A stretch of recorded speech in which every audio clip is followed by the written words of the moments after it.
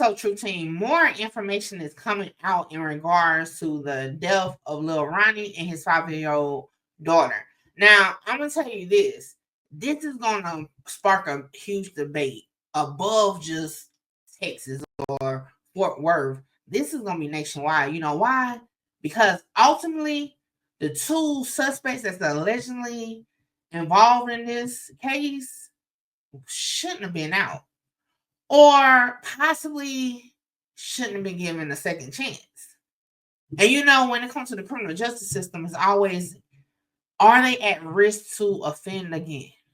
You know, a lot of times these YNs be so heavy on the Y, meaning young, that you like, oh, they don't know no better. They gonna learn. You know what? Let's just do it right and let's get into it. We have Mickey Truth. Who is this? You got Mickey Truth kicked out. Shout out Mickey. Let's get one thing clear. This your girl, Mickey Truth.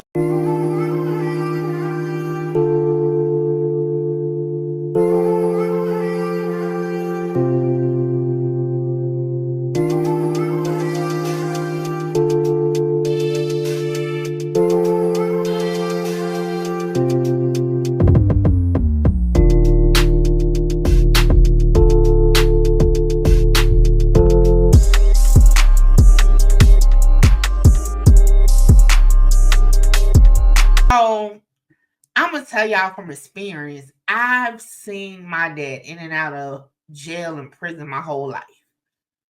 When we went to court yesterday, they started at 1989.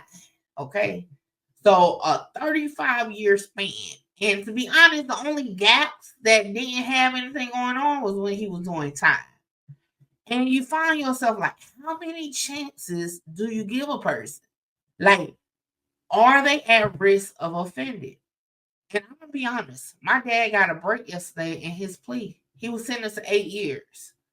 And to be honest, with his record and what he was charged with, that was just a little tap on the back. But I'm grateful as being his daughter. But if I put the daughter shit aside, I get to thinking, should he have been given so many chances? And that leads us to the Lil Ronnie case, because according to the news, possibly these two young fellas shouldn't have been given a second chance, because a 5-year-old probably would still been alive. A 30-year-old male could have still been rapping, doing his legal business. You know, it's all could have been at this point. But let's get into the news clip. Two suspects are on the run tonight after shooting a well-known rapper and his little girl. Matt Houston just got a look at new court documents that reveal the courts repeatedly gave both men second chances. Forest Hill police Wednesday identified the two men they suspect killed rapper G-Money Lil Ronnie and his 5-year-old daughter as Jacoby Russell and Adonis Robinson. They're scared. They're cowards. They're hiding. Each has a criminal record and a history of taking advantage of the mercy judges have shown them. In 2023, Russell was arrested for hitting a pregnant woman. According to court documents, he took a plea deal, but broke his end of the agreement when he shot a man later that year. Again, he got a deal, a misdemeanor conviction. The punishment, 1 year on the labor detail, where inmates can work off their sentence instead of going to jail. All the 21-year-old had to do was show up once a week beginning this January. The court records suggest he didn't, and police were asked to find Russell and jail him just 3 weeks before this shooting. It was a shocking event from North Texas. In 2019, a grand jury accused Adonis Robinson of attacking a 55-year-old woman who was jogging around Marine Creek Lake. He tried to pull down her pants, police said, but a bystander scared him off. He was arrested 3 months later and spent 2 years in jail. When he got out, he was supposed to register as a sex offender, but court documents show he didn't do it and went back to jail. Police also arrested both men on unrelated gun charges when they were teenagers. Now, y'all know when it comes to this content, I try to be as unbiased as possible. So that's why I told y'all my story and my experience with it. And how, as my father is going into it, I look at it like I'm thankful for these judges that haven't given him another chance to do it. But at the same time, even though my dad is going through it, I got to look at it from the other shoe. Like, how many times do you need to be told not to do something? Or how many times do you have to get in trouble for you to understand that you fucking your life up? Or how many times do the judges, the attorneys, the prosecutors and stuff have to broker these deals just to broker another deal? Now, I know that it's more technical than just brokering deals, because at the same time, maybe witnesses are not showing up.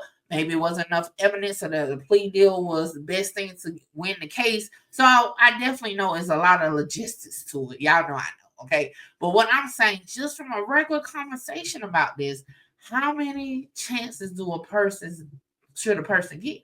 Now, it's some people that don't get no second chances.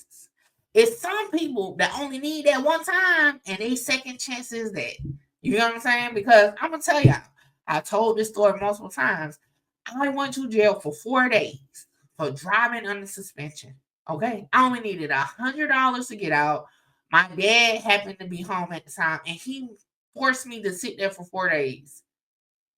And he said it was to teach me a lesson. And I'm gonna be honest, it was the best lesson taught, because my ass ain't been back there since. And that was in 2007. Okay. So it comes a point where second chances are useful to some, but when you get to the third, the fourth, the fifth, how many times do you have to touch the stove while it's on to know it's hot? And that's why I said this sparks a bigger conversation. Now, of course, at this point, in this situation with Lil Ronnie, a 5-year-old child is gone. So we're like, man, y'all should have kept them niggas locked up. You know what I'm saying?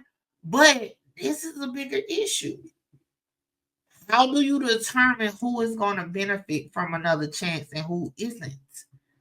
That's what we're faced with.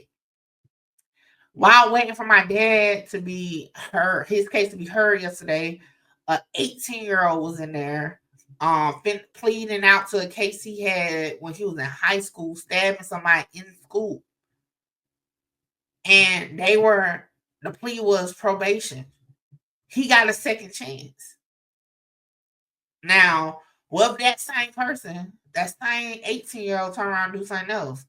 We're going to be like, oh, he shouldn't have got the second chance. But what if he becomes successful and stay on the right track? So it's like, how do you determine who's going to offend again? And that's the problem that we have as a whole when it comes to criminal justice, because we never know. You can't go off of looks and stuff.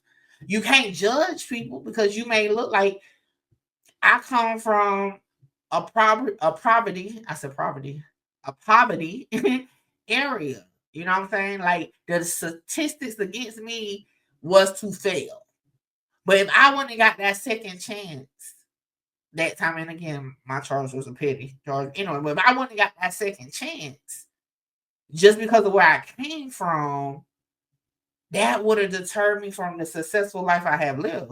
But on the same notion, it's other people from my area that got second chances that ultimately had to get a third chance, fourth chance. Some still doing time. So, yeah, I just don't know the answer to it. Now, this is just my unwanted opinion on the situation, though. This is a conversation that we need to talk about. Everybody want to talk about, let's talk about something more than just the drama and the tea. Well, let's talk about it. How do you figure out, or how can we as a whole figure out who deserves a second, third, or fourth chance? What determines that? Because in this situation, if these two suspects wouldn't have got another chance, 2 people could have still been alive, which includes a 5-year-old girl. With that being said, y'all let me know what you think in the comments, and I'll catch you on the next one. And like I said throughout the video, that's my opinion. And if you don't like it, guess what? I'm like, fuck yeah. Hold on, wait, before I go, y'all make sure y'all tap in with me to book your slot. A lot of y'all be hitting me up on Instagram and the email wanting to just talk about content, whether you're an up-and-coming content creator or somebody just got questions about cases or whatever. Book your consultation with me now. The information is on the screen. Hey, make sure you get your slot, because my slots be filling up fast. This is the weakest, give a fuck about what they scream. Holla! Shout out Mickey. Mickey, you gonna be big. I'm trying to conquer the world, coming from where I come from. Hey, this your girl, Mickey Truth, #1 blogger in South Carolina. #1 blogger in South Carolina.